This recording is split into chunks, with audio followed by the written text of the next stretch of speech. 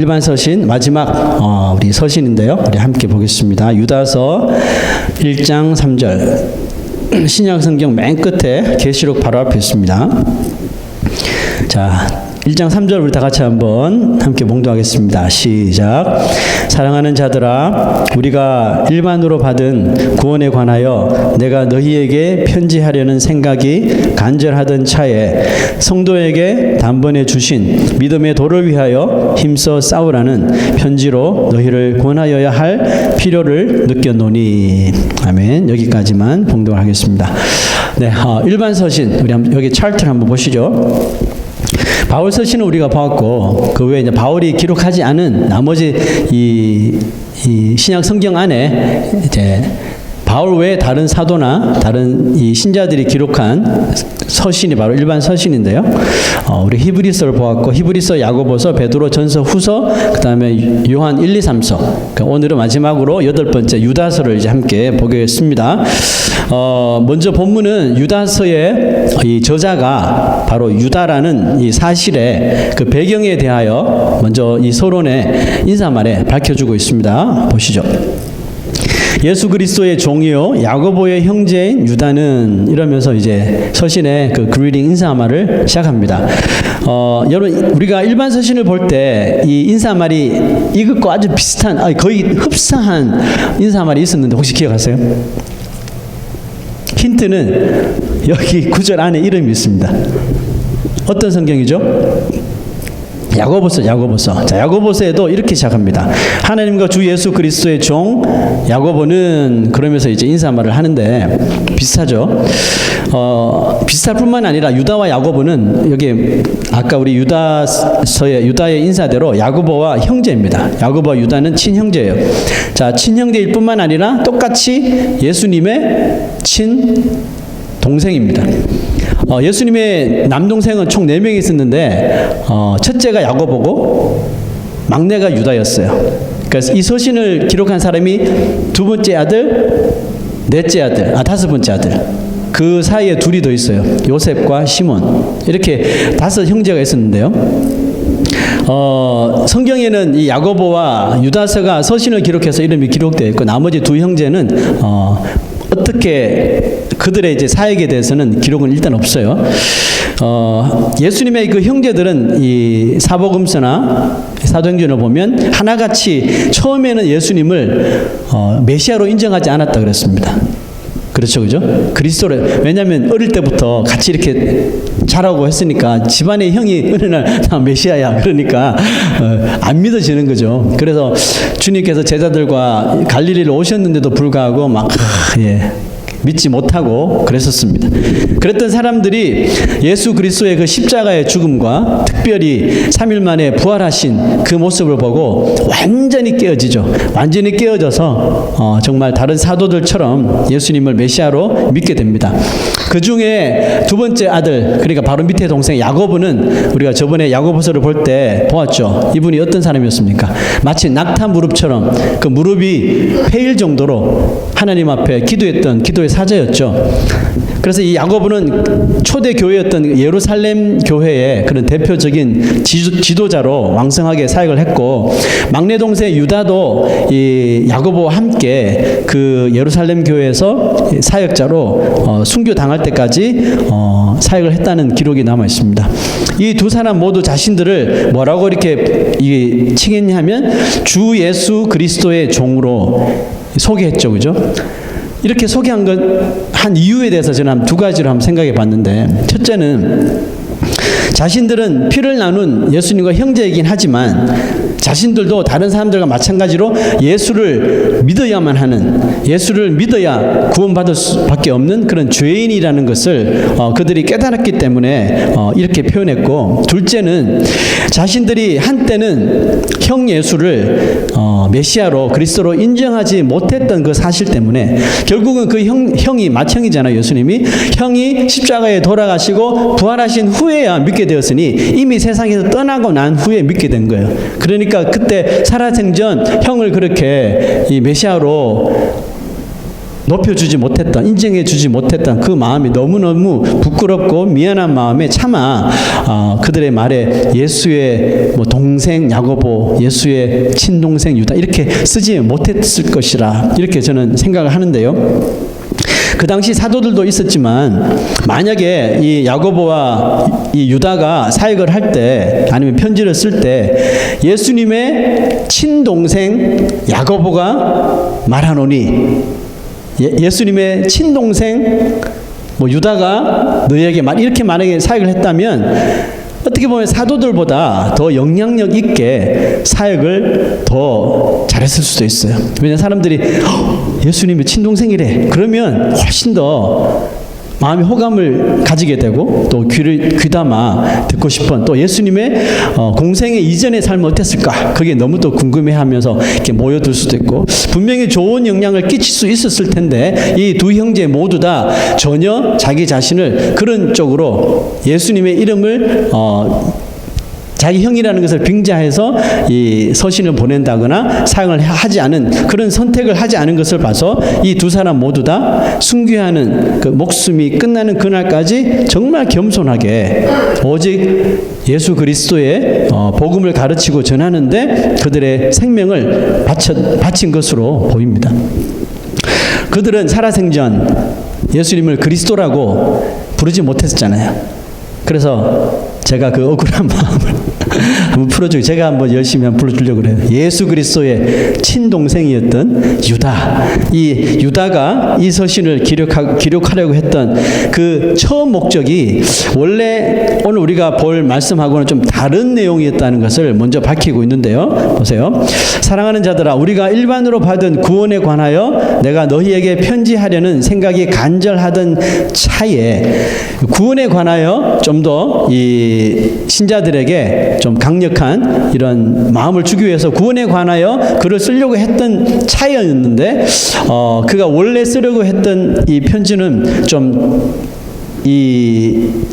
다시 이제 생각이 들었던 것은 이 구원에 관한 내용이 아니라 다른 지금 좀 급하게 발생했던 교회의 문제들에 대하여서 아마 좀 이야기하고 싶은 마음이 들었던 것 같아요. 그래서 그 급한 상황이 도대체 무엇이었을까? 그것을 또 이제 이렇게 기록합니다. 성도에게 단번에 주신 믿음의 도를 위하여 힘써 싸우라는 편지로 너희를 권하여야 할 필요를 느꼈노니. 예. 이 유다가 구원에 관하여 교회들에게 성도들에게 좀 서신을 쓰려고 했는데 지금 들려오는 소문은 그게 아니었던 거예요. 지금 좀 강조하고 성도들을 깨워야 할 때인 것을 그가 깨닫고 믿음의 도를 위하여 힘써 싸우라는 그런 이 격려와 또 용기를 주는 그런 서신을 쓰게 됩니다. 자, 여기서 주님께서 주신 믿음은 어떤 믿음이라 그랬습니까? 성도에게 단번에 주신 믿음이라 그랬죠. 기다리고 뭐 재고 이러다가 그냥 준 게 아니라 단번에 주신 믿음이라 그랬어요. 예, 그리스도는 여러분과 나 이런 우리 죄인들을 너무나 사랑하신 나머지 우리를 죄에서 구원할 수 있는 유일한 방법이 뭡니까? 죄가 없으신 하나님이 이 땅에 오셔서 마치 죄인처럼 죽어주시는 것, 그거밖에 없었잖아요. 그래서 죄 없으신 하나님이 이 땅에 인간의 몸으로 성육신할 수밖에 없었잖아요. 그래서 생각해 보십시오. 창조주가 자신이 만든 피조물로 돌아간다는 것, 이것은 이제 말도 안 되는 소리잖아요. 그런데 그 일을 이 땅에 성육신 하셔야 하는 그 어떻게 보면 너무나도 비참한 일을 어떻게 하셨다고요? 생각하지 않고 단번에 해버리셨다는 거죠. 그리고 이 땅에 오신 것뿐만 아니라 그 비참한 무서운 고난의 십자가를 또한 단번에 지시면서 우리들에게 구원을 선물로 허락해 주신 것입니다. 그러므로 예수님께서 구원받을 자를 정하실 때 세상에서 하는 것처럼 1차 서류 심사 어느 교회에 몇 년 동안 다녔는지, 직분은 뭐였는지, 또 세상 살아가면서 어떤 짓 했는지, 뭐 서류 심사하고, 그 다음에 2차로 불러서 인터뷰하고, 너 신앙 고백해봐. 뭐 이렇게 하고, 전도 몇 명 했어. 어제 뭐 하고 살았어. 뭐 이런 거 이야기 하시고, 또 이제 나중에 성경 테스트, 너 성경을 도대체 얼마나 아는 거야 해서 뭐 신구약 합해서 성경 테스트 보고, 그래 합격하면 구원을 너에게 서티피케이션을 주겠노라 이렇게 하신 게 아니라는 거예요. 만약에 이것저것 다 따지고 진짜 이 인간이 거룩한 하나님의 자녀가 될 자격이 있는가, 이 자격론을 따지셨다면 하나님께서 주시는, 예수님이 치르시려고 하는 그 심사의 테스트에 아무도 테스트 못하죠. 저도 마찬가지고 여러분도 마찬가지일 거예요. 그래서 예수님께서 단번에 주시는 거예요. 아멘. 단번에, 주님 저는 자격이 안 되는데요, 그 생각할 필요도 없이 우리에게 그냥 단번에 주시는 거예요. 그러므로 누구든지 그 사실을, 예수 그리스도께서 우리에게 이 구원을 선물하시기 위해서 이 땅에 성육신하시고 십자가를 지시고 죽으시고 부활하시고 승천하신, 또 다시 오시겠다고 하는 그 말씀들을 감사함으로 마음에 받기 원하는 자에게 단번에 구원을 얻는 그 믿음을 주신다는 것입니다. 우리도 그래서 단번에 믿게 된 줄로 믿습니다. 물론 우리가 예수를 믿기 시작했지만 온전히 내 삶이, 내 마음이 또 예수님을 믿기까지는 인앤아웃이 많았고 또 업앤다운이 아마 여전히 우리의 삶 속에 그런 상황이 전개될지 모르겠지만, 여러분 우리 마음속에 그 구원의 선물이라고 하는 그 선물의 가치를 우리가 진정으로 깨닫게 되면, 여러분 아마 한 번씩 이런 정도는 이거 한 번씩 생각했을 것 같아요. 혹시 누가 와서 내가 받은 이 구원을, 주님께서 나에게 선물로 주신 구원을 막 흔들려고 하고 뺏어가려고 하면, 아니면 예수님이 오셔서 내가 사는 것 보고 야 너 그래서 안 되겠다 싶어서 너 구원 다시 줘 예수님께서 다시 가지고 가시려고 하면, 우리는 어제 내가 잘못 살았지만 주님 앞에 막 눈물 흘리며 주님 바지가랑이 붙잡고 절대로 안 돼요 주님, 이 구원만큼 안 돼요, 제가 회개할게요, 절대로 다 이렇게 하시겠죠. 왜? 그 가치를 우리가 알기 때문에 그렇습니다.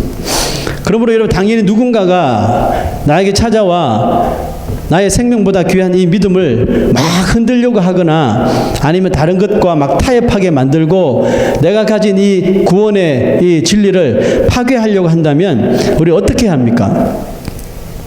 뭐 가져가시든지 괜찮아요, 나 지금 바쁜 일이 있어서, 이렇게 하실 거예요? 아니에요. 싸워야죠. 그죠? 그 일을 위해서는 우리가 목숨을 걸고 싸워야 할 필요가 있는 거예요. 오늘 유다가 이와 맥락을 같이 하는 문제점을 강조하기 위해서 이 서신의 포인트를 급하게 수정을 한 거예요.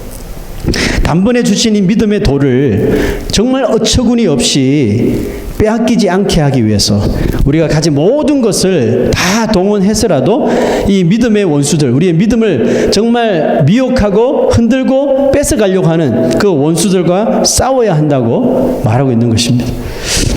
저희 주변에 그렇게 제가 이 말씀을 준비하면서 생각을 해봤어요. 내가 과거에 같이 신앙생활하고 어릴 때부터 같이 신앙생활을 했던 친구들, 또 예전 교회에서 같이 신앙생활을 했던 사람들 지금 어떻게 사나 이렇게 가만히 한번 이렇게 생각해 봤어요. 보니까 그 중에는 그때 정말 열심히 나와 같이 신앙생활하고 했던 사람들 중에는 지금은 신앙을 완전히 잃어버리고 그냥 세상에 묻혀가지고 세상 일로 바빠서 하루하루 마치 무신론자처럼 그렇게 살아가는 사람들도 있더라고요. 또 제가 저번에 작년에 꼭 요맘때죠, 한국에 갔을 때도 어린 시절에 저와 정말 같이 자라면서 정말 열심히 열정을 다해서, 그때 무슨 마음이 그렇게 열심히 했는지 모르겠어요. 저보다도 더 열심히 임원을 하면서 그 사역을 했던 어린 시절에 지냈던 같은 친구들이 작년에 가보니까 주님을 떠나 있고 정말 세상에 빠져가지고 세상의 쾌락에 물들어 있고 주님을 부인할 정도로 그렇게 살아가는 모습을 보면서 정말 너무 마음이 안타깝다는 생각이 정말 들었습니다. 여러분, 우리 신자들이 싸워야 하고 또 유다로 하여금 급하게 편지 내용을 바꾸게 만든 이 장본인이 누굽니까? 이 장본인이 보세요. 이는 가만히 들어온 사람 몇이라 그랬어요.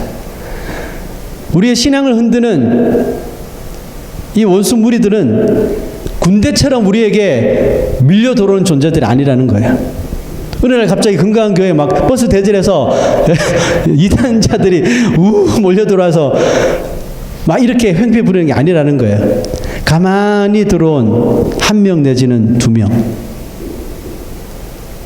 거짓 진리로 완전히 무장을 입은 특수부대원 같은 한두 명이 슬며시 교회에 들어오고 우리 성도들의 삶 속에 슬며시 접근해가지고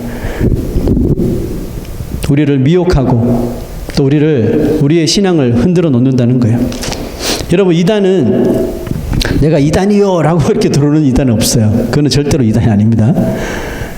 그러니까 뱀처럼 아주 교묘하게 또 정말 은밀하게 들어옵니다. 교회와 또 신자들의 삶에 이렇게 접근해 와요. 정말 가만히 들어온다는 표현이 맞을 정도로 전혀 눈치채지 못하게 들어와서 예수 그리스도의 몸이신 이 교회를 병들게 만드는 거예요. 병들게 만들고 믿음을 다 잃어버리게 한다는 것입니다. 우리가 지금 바이블 타임을 통해서 미가서를 읽고 있잖아요. 이 미가 선지자가 북이스라엘 수도였던 사마리아에서부터 시작되어서 북이스라엘 전체를 망하게 만들고 이제는 남유다 땅으로 가만히 흘러 들어온 그 우상주의를 경고를 하고 있죠. 그게 뭐였어요? 참 어처구니 없게도 이 북이스라엘과 남유다가 갈라진 후에 북쪽 이스라엘이, 왜냐하면 이스라엘 사람들은 이 절기에는 남쪽에 있는 남유다 땅에 있는 그 예루살렘 성전에 와서 다 제사를 드려야 되잖아요. 자, 북이스라엘 남쪽으로 나눠졌는데 북이스라엘의 왕이 가만히 보니까 이 명절 때는 북쪽에 있는 이스라엘 사람들이 남쪽으로 다 가는 거예요. 남쪽에 가서 헌금하고 제사 지내고 제물 드리고 그쪽의 경제에 너무너무 지대한 발전을 영향을 끼치니까 안 되겠다는 거예요. 또 막 이민 가버리는 사람도 있고. 그래서 대책을 세운 게, 자, 북쪽에도 하나님께 제사 드릴 수 있는 이 전이 있습니다 해서 한 곳도 아니고 두 군데를 세운 거예요. 두 군데를 딱 세워놓고 놀랍게도 금송아지를 딱딱 만들어 놓은 거예요. 이제부터 이 금송아지가 우리 하나님입니다.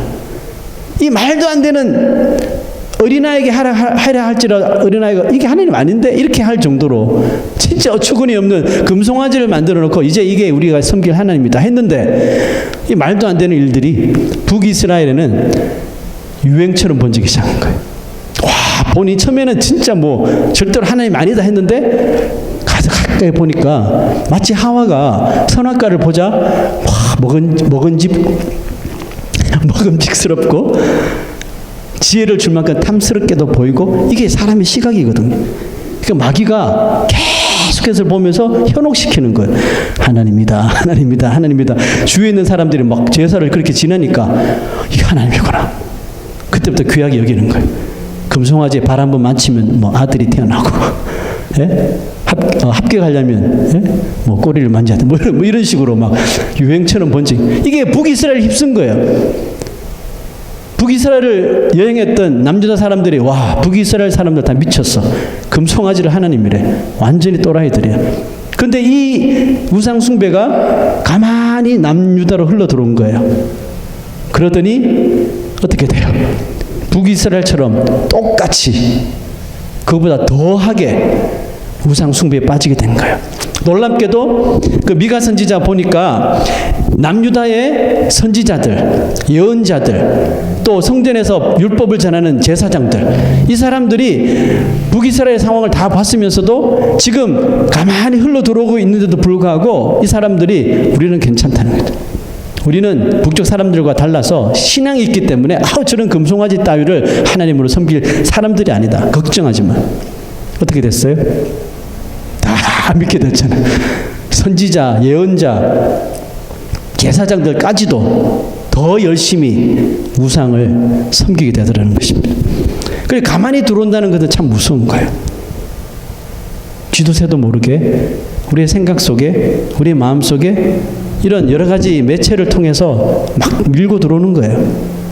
자, 여러분, 가만히 들어오는 이 이단자들의 유형에 대해서 유다가 이렇게 기록을 했는데요. 보세요. 화 있을진저 첫 마디가 벌써 저주를 퍼붓죠. to them. 이런 자들은 다 멸망할 것이라는 거죠. 자, 어떤 사람이에요? 세 부류로 나눴습니다. 가인의 길에 행하였으며 싹스를 위하여, 싹스는 돈이겠죠. 돈을 위하여 발람의 어그러진 길로 몰려갔으며 고라의 폐역을 따라 멸망을 받았다. 자, 먼저 가인의 길에 행하는 사람은 누굴까요? 여러분, 가인 누굽니까? 아담의 첫째 아들이죠. 가인과 아벨. 우리가 가인과 아벨의 제사, 제물을 하나님께서 아벨의 제물은 받으시고 가인의 제물을 안 받으셨잖아요. 거기에 이 가인이 분을 참지 못하죠. 하나님 앞에 막 대들면서, 그럼에도 불구하고 이 화가 풀리지 않자 그 화풀이로 동생을 그냥 돌로 들판에서 쳐 죽여버리고 인류 최초의 살인자가 돼버리죠. 여러분, 가인의 길에 행하는 자들, 그러니까 이 가인이 왜 이렇게 엄청난 살인을 저지르게 된 겁니까? 질투심 때문이죠. 하나님이 아벨만 이뻐하시는 것처럼 보이고 아벨의 제물만 받으시고, 가인이 자기 자신의 삶은 보지 못하고 그것만 하나님께서 그렇게 행하시는 것을 보고 질투심을 느끼고, 이 질투가 시기심으로 점점 커지자마자 그 동생을 딱 보니까 어떻게 돼요? 피를 나누는 동생이고 뭐가 없는 거예요. 그냥 그 자리에서 질투의 화신이 되어서 그냥 쳐 죽인 거예요. 여러분, 이단 사상을 퍼뜨리는 사람은 참진리이신 그 말씀에 대하여, 하나님에 대하여서 엄청난 질투를 가지고 시기를 하고 믿는 자들을 시기 질투합니다. 그러면서 오직 자기 자신들만이 맞다고 주장하면서 거의 막무가내로 행동하는 거예요. 뭐 아버지, 엄마, 뭐 자녀, 뭐 형제, 자매도 없어요. 이단에 빠진 사람들은 막무가내예요. 그냥 막무가내예요. 근데 여러분, 이 질투를 유발하는 이 질투심을 만든 원조는 누구예요? 마귀죠. 사탄이죠. 이 사탄이 천사였지만 하나님이 받으시는 그 영광을 질투하여서, 왜 하나님만 저걸 받아야 돼? 나도 받아야지. 그 영광된 자리를 자기가 뺏으려고 하다가 하나님 앞에 내쫓김을 당한 것이죠. 그죠? 내쫓김을 당해서 모든 인류들에게 질투심을 불어넣고 시기심을 자극하여서 결국 그것이 사라지지 못하면 분노심으로 번져서 살인을 하고 엄청난 세상의 죄를 저지르게 만드는 것이죠. 자, 그러면 가인의 이 길을 가는 사람이 잘못하면 우리가 될 수도 있어요. 우리 마음속에 일어나는 이런 질투심은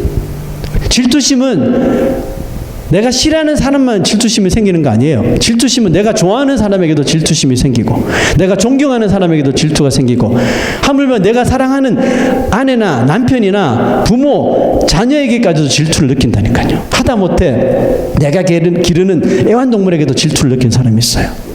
끝이 없는 거예요. 이것을 우리가 단번에 제압하지 못하면 질투, 시기, 이거는 끝이 없는 거예요. 그러므로 우리가 아무리 신자지만 우리의 마음속에 정말 이 가인이 가졌던 동생을 향한 그 질투심이 일어난다면 그것을 보일 때 어떻게 해야 돼요? 그 활동을 하려고 하기 전에 빨리 그 불을 꺼야 돼요. 끄지 못하고 계속 내버려 두면 우리 인생도 가인의 길을 충분히 갈 수 있는 존재가 될 수 있다는 거예요. 두 번째는 뭐예요? 싹스를 위하여 발람의 어그러진 길로 가는 자들은 누군가? 발람은 누굽니까? 발람은 거짓 선지자죠. 한마디로 거짓 선지자인데, 그 물질의 눈이 어두워서 그 이스라엘을 저주하라고 부탁하는 발락의 말을 듣고 물질의 눈이 어두워서 결국은 따라가게 되죠. 원래는 가서 그냥 이스라엘을 축복하려고 했는데, 아니죠. 저주하려고 했는데 하나님께서 마지막에 바꿔서 입에 축복의 말을 자기도 모르게 넣어주시기는 했지만, 결국은 발람 선지자가 그의 죄악으로 인하여서 이제 저주를 받아 나중에 죽게 되는데요. 이겁니다. 미가서를 또 읽다 보니까 그 남유다의 우상 숭배가 극에 달했던 남유다 백성들, 특별히 이제 영적인 지도자들, 정치인들, 그런 모습, 그런 사람들이 그 당시 어떻게 행했는지에 대해서 이렇게 말하는데요. 그들이, 예언자들은 돈을 받아야지 예언을 해주고, 그 구절 읽으셨어요? 돈을 받아야지 예언을 해주고, 또 뭡니까? 물질을 받지 않으면 이 종교 지도자들이 사역을 하지 않겠다는 거죠. 돈을 받아야, 뭐 이 시대로 따지면 머니가 없으면 그냥 설교 안 한다, 이런 거죠. 여러분, 이 시대의 설교자들이 다 그렇지는 않습니다. 근데 무분별하게 물질과 타협하고 물질에 이렇게 끌려다니는 사역자들, 종들이 정말 적지 않아 보입니다. 목사가 너무 하나님의 말씀보다 그 자기의 이런 거룩한 사역보다 너무 세상적인 물질을 돈을 너무 좋아하는 모습은 절대로 선한 목자의 모습이 아니고 뭡니까? 싹을 위하여 움직이는 싹꾼입니다. 공교롭게도 같은 단어네요. 싹을 위하여 일하는 싹이 노란 싹꾼이라는 거죠. 그리스도인들이 마찬가지예요. 신앙생활하는데 너무 이렇게 돈에 얽매이면 믿음의 삶을 살아가는데 돈이 연루가 돼서 너무 모든 문제에 돈이 연관되어 있고, 그죠? 모든 사람들의 관계에도 다 돈이 뭐 없을 수는 없겠지만 이게 그게 너무 깊게 우리가 연루되어 있고 그게 얽매여서 우리가 살게 되면 여러분 우리의 믿음을 절대로 올바로 살아갈 수밖에 없어요. 물질에 이끌려서 예수를 따르다가 결국 폭망했던 제자가 있잖아요. 가룟 유다죠. 그도 한때는 다른 제자들처럼 정말 예수님이 좋아서 그렇게 쫓아다녔는데 회개를 맡아서 돈주머니를 차고 보니까 이게 괜찮거든요. 결국 그것에 마음이 빠지고 돈에 얽매이다 보니까 예수를 배신하고 예수 그를 십자가에 못 박는 1등 공신이 돼버리고 그 인생은 스스로 자살을 하고 생명을 스스로 끊어버리는 엄청난 비극을 맞이했다는 사실을 우리가 기억해야 합니다. 돈을 멀리할 수는 없지만 돈에 집착하거나 돈에 얽매여서 살지 말자는 겁니다. 얽매이려면 성령에 얽매이고 하나님의 말씀에 얽매여 살 때 우리 그리스도인들이 정말 이 물질 망능주의에서 물질에서 정말 탈피하고 어제 진정한 진리의 말씀에 살아갈 수 있다고 생각합니다. 마지막 고라의 폐역을 따라 행하는 자는 누굴까요? 고라는 누굽니까? 이스라엘의 영적 지도자였던 모세의 리더십에 대항하고 나서서 너만 지도자냐? 나도 지도자다 해서 고라가 반역을 일으켰죠. 그래서 땅이 갈라지고 고라가 죽고 뭐 이런 무서운 일이 일어났죠. 하나님이 세우신 교회와 그 교회가 정말 하나님이 세우신 교회가 맞고 예수 그리스도의 몸된 교회가 맞다면 그런 교회와 또 그 리더십에 순종하기보다 만약에 명예와 또 그 욕심에 이끌려 그 공동체를 시험 들게 하는 자들이 있다면 바로 이 똑같이 고라의 이런 반역의 폐역한 삶을 행하는 자들이 될 수밖에 없다는 것이죠. 우리가 저번 주에 보았던 그 가요 말고 누굽니까? 기억나세요? 이름이 참 어려웠죠, 그죠? 디오드레베가 딱 그 사람이죠. 고라 자손의 고라의 폐역을 따라 행했던 사람이었습니다. 결국은 하나님께서 무섭게 심판하시는 그런 징계를 받게 되는 것입니다. 제가 좀 전에도 말씀드렸지만 이단은 내가 이단이요라고 소개하고 들어오지 않습니다. 가인의 길, 싹을 위하여만 움직이는 발람의 길, 고라의 공동체를 무너뜨리려고 하는 고라의 반역하는 폐역을 따라 행하는 일. 여러분 이런 유혹이 가만히 정말 알게 모르게 쥐도 새도 모르게 교회 안에 들어올 수 있고 우리 신자들 마음속에 또 목회자들의 마음속에 들어올 수 있기 때문에 우리가 항상 자기 자신을 주도 면밀히 영적으로 관찰할 수 있는 삶을 살아야 된다는 거예요. 저번 주일날 제가 뭐에 대해서 설교했습니까? 기억나는 거 있었어요? 한 단어만 말해보세요. 핵심 단어. 육체입니까? 영혼입니까? 영혼이죠. 내 영혼은 무엇에 만족하며 사는가? 여러분 주일이 끝나고 월화수목 금토까지 한 번이라도 혹시 내 영혼은 안전한가? 내 영혼은 무엇에 대해서 만족하는가? 한 번이라도 혹시 생각해 보신 적 있어요? 설교를 한 저도요. 월요일 쯤에 이렇게 무슨 설교를 했지? 이런 생각이 든다니까요. 저도 정신 안 차리면 제가 무슨 설교를 하는지도 잘 헷갈릴 정도예요. 그래서 제가 말씀을 읽자, 암송하자, 외우자 하는 게 다 이유가 있다는 거예요. 다 경보장치예요, 경보장치. 왜냐하면 그 말씀을 우리가 자꾸 읊조리고 생각하게 되면 그 말씀대로 살려고 그나마 트라이를 하게 되거든요. 내 영혼이 지금 무엇을 바라보지? 내 영혼이 무엇에 만족을 하고 살지? 그것을 우리가 바라볼 수 있기 때문에, 생각하면서 깨달을 수 있기 때문에 이 범죄에 또 이단 사상에 우리가 들어오는 것들을 막을 수 있는 그런 경보장치가 될 수 있다는 사실이에요.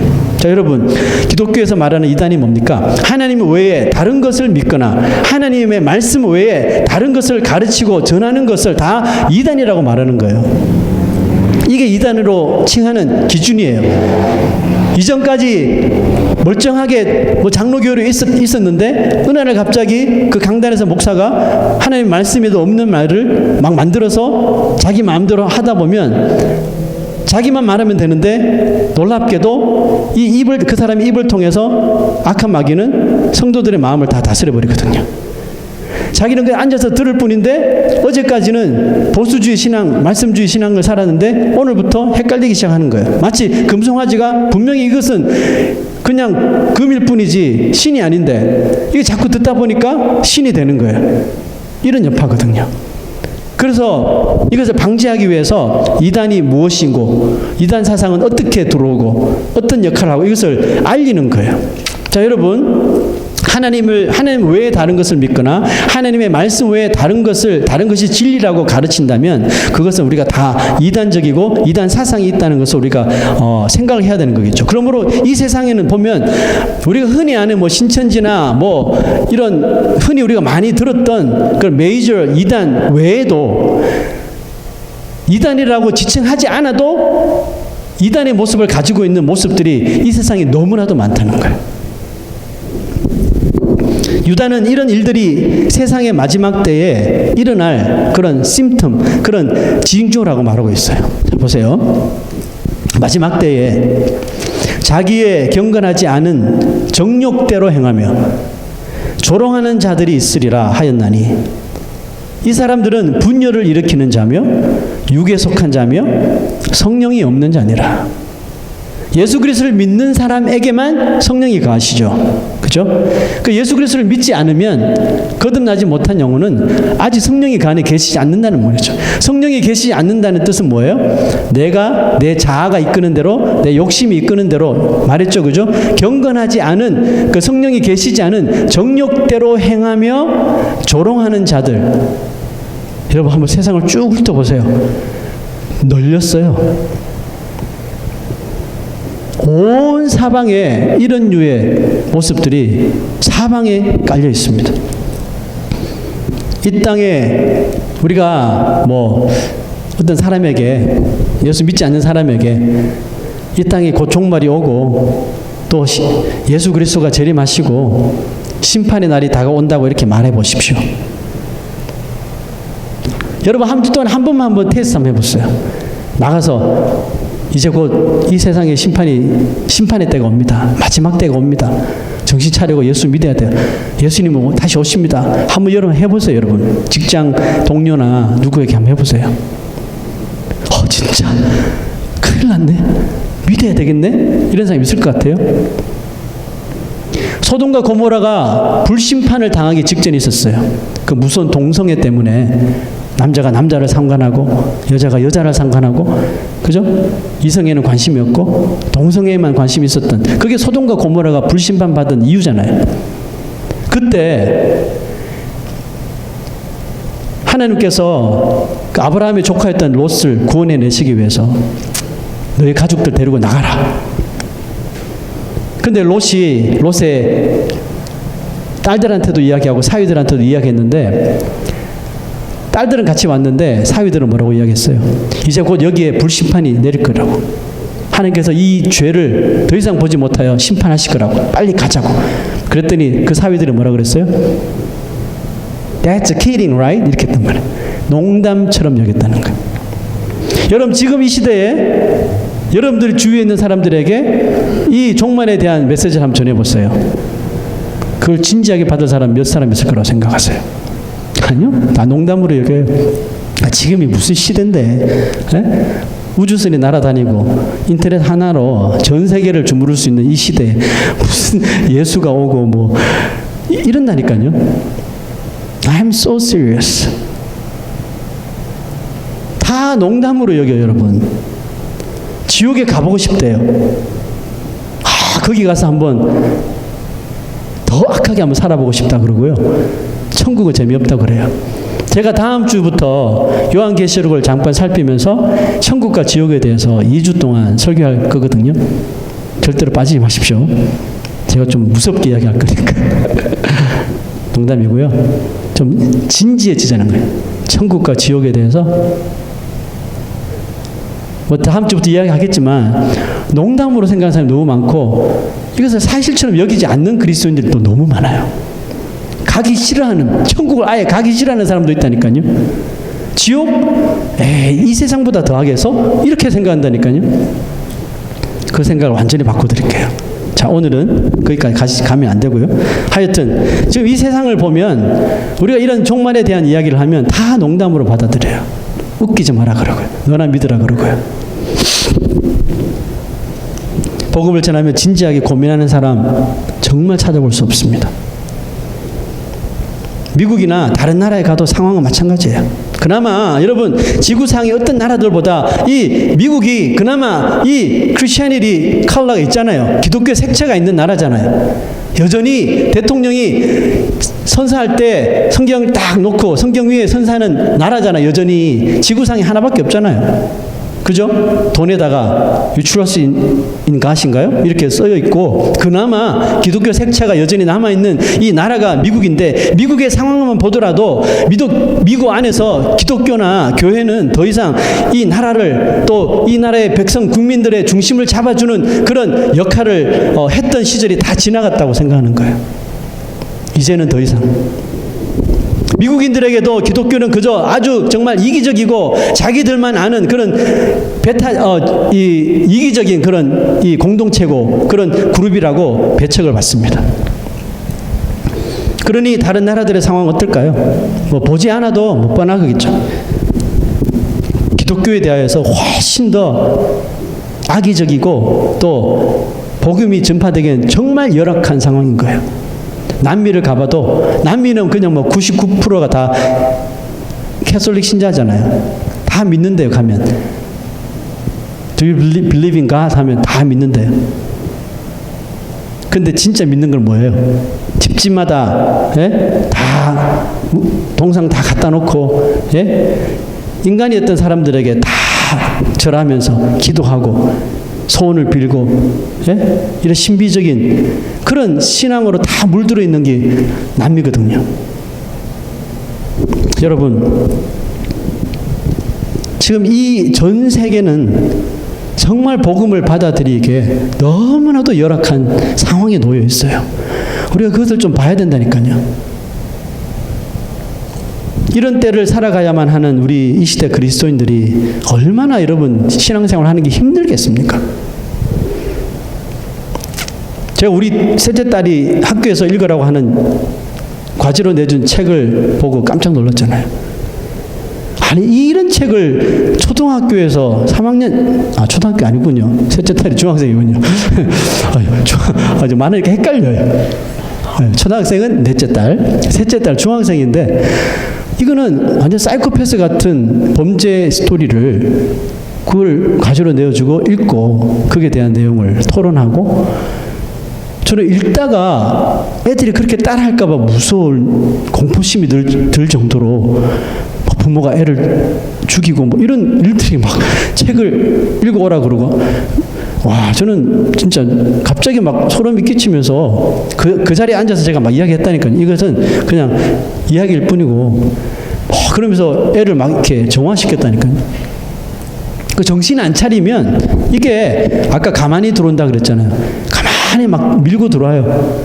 우리가 잠시 딴 생각하는 사이에 막 들어온다니까요. 내가 원치 않은데도 불구하고 막 들어와요. 우리가 그런 시대에 살고 있어요. 이 시대가 마지막 시대가 아니고선 무슨 시대겠습니까, 여러분? 자꾸 우리가 마지막 때 하니까 아니 뭐 3,000년 전에도 마지막 때, 2,000년에도 마지막 때, 100년 전에도 마지막 때, 지금도 계속 마지막 때. 그러면 진짜 마지막 때는 아직 훨씬 먼 거 아니에요? 착각하지 마세요, 여러분. 도둑이 주인 모르게 갑자기 들이닥치듯이 예수님의 그 재림이 그렇게 닥친다고 그랬거든요. 안심하고 있는 그때 주님이 오시는 거예요.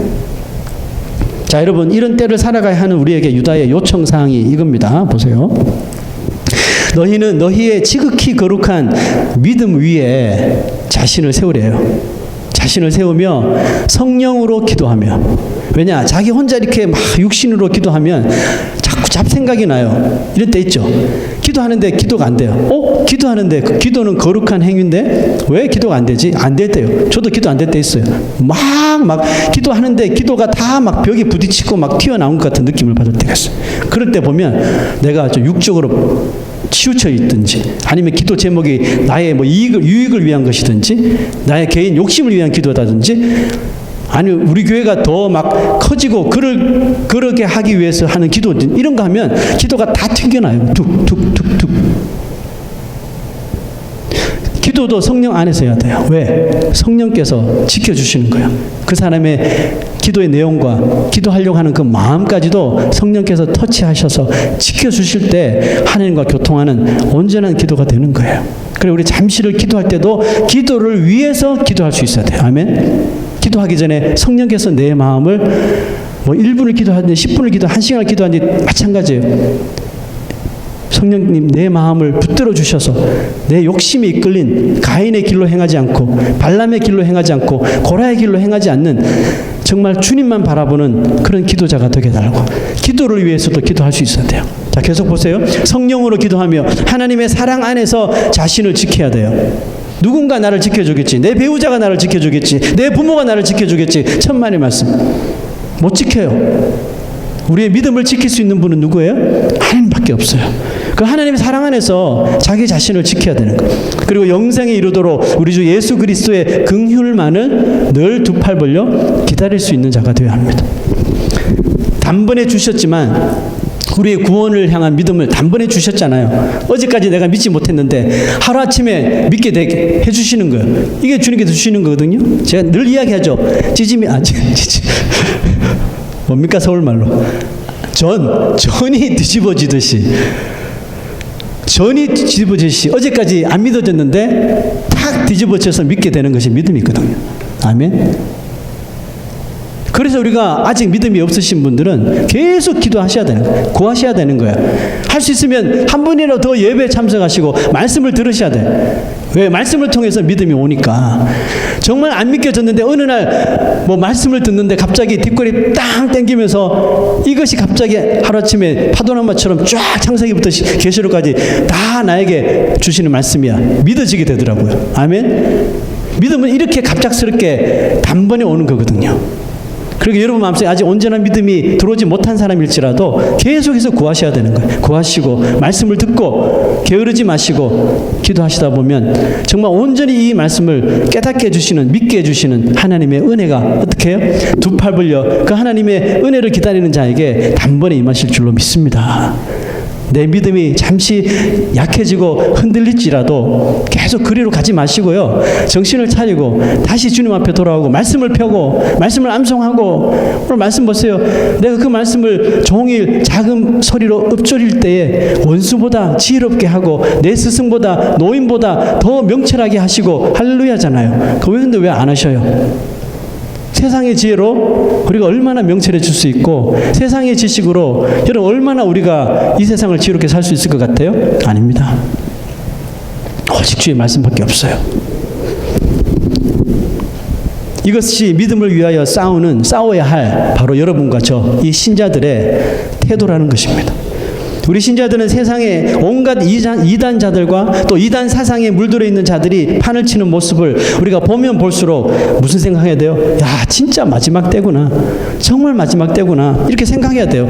더 정신을 차리고 자신의 믿음을 점검하고 내 영혼이 무엇에 대해서 기뻐하고 만족하는지 점검하고 테스트하고 또 점검해야 되는 거예요. 조금이라도 자신이 하나님 말씀 안에서 벗어나지는 않았는지 하나님 앞에 정말 진지하게 예배 드리고 있는지 항상 자기 자신을, 자기 영혼을 점검하면서 살아갈 수 있어야 할 줄로 믿습니다. 다음 9절 한번 보세요. 한 가지 우리가 더 해야 할 일이 있어요. 어떤 의심하는 자들을 긍휼히 여기라. 의심하는 자들은 누구예요? 같이 교회를 다니는데도 나는 이거는 믿겠는데 이거는 안 믿어져, 이런 분들 있잖아요. 그렇잖아요. 처음부터 다 믿으면 좋은데 어떤 거는 믿어지고 어떤 거는 안 믿어지고 있거든요. 그 의심하는 사람이 있단 말이에요. 예수가 다시 온다고 모르겠는데 이렇게 의심하잖아요. 어떤 의심하는 자들을 어떻게 하라고요? 긍휼히 여기래요. 왜? 나도 예전엔 그랬으니까.